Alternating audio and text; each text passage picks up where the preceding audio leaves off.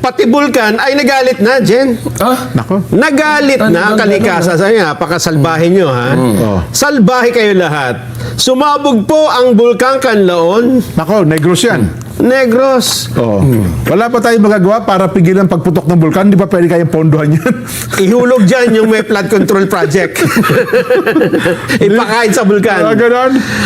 Alam mo ba, moderate explosive eruption po ang nangyari. Kaninang 7:33 a.m. Alert level 2 po ang bulkan. Pero tingnan mo yung taas nung sabog niya. Mataas eh.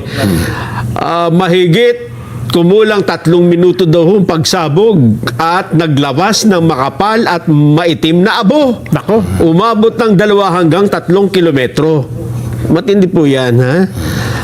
At dahil dyan, yung mga bahay-bahay, ayun, nagkaroon ng alikabok, namuti. asphalt. Nawala yung pintura. Nag-isang color lang sila, oh. Galing ng drone niyan, ano? Drone shot, ano? Ayan, oh. Puro alikabok po yan. Dapat ma-spray yan kasi bibigat ang bubong nila dyan eh.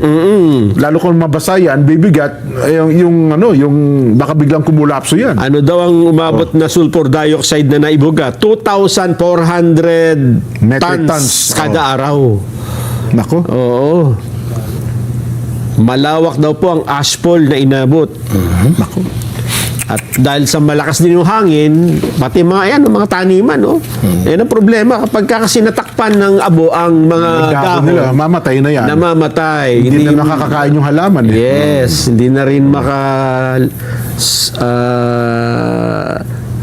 acquire ng sunlight eh. So, ang asahan natin bukas yan is yung pamahalaan na magsasalita kung magkano ang ipalalabas na pondo para matulungan ng mga tao dyan. Lalo na yung mga magsasaka. Totoo. Diba? Magsasaka, mangingisda. Ang problema niyan, pagka umulan, kasi di ba may pag-ulan-ulan, yung abo, magiging putik naman. Ayan. Mas mahirap po yun. Mas mahirap. Pero ang ano niyan is very simple lang naman. Ano ba? Anong simple yan? Yung kalusugan pa rin natin ang isipin. Tama, oo. Di ba? Sa ating mga magsasaka, pipilitin pa rin natin gawa ng paraan siyempre para maisalba yung ating mga pananim, yung ating kabuhayan. Pero kakalimutan mong proteksyon ng sarili nyo, mag-face mask po kayo. Masama po sa bagayan. Pero wag ho tayo mag-alala, ha? Kasi bago pa ito, nag-special session na po ang Senado eh. Yun. Oo, para sa mga emergency, sa mga kalamidad, dapat handa ang pamahalaan sa lahat ng pagtugon. Yun naman pala. Naaprobahan na po ang waling-waling bilang pambansang orchids. Kaya wala na ho tayong problema. Huwag na kayong mag-alala. Anong gagawin sa waling-waling?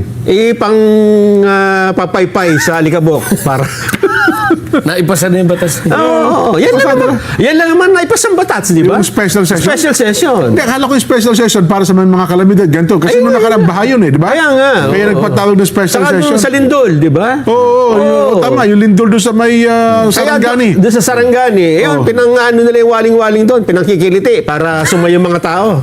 Pinangkikiliti sa...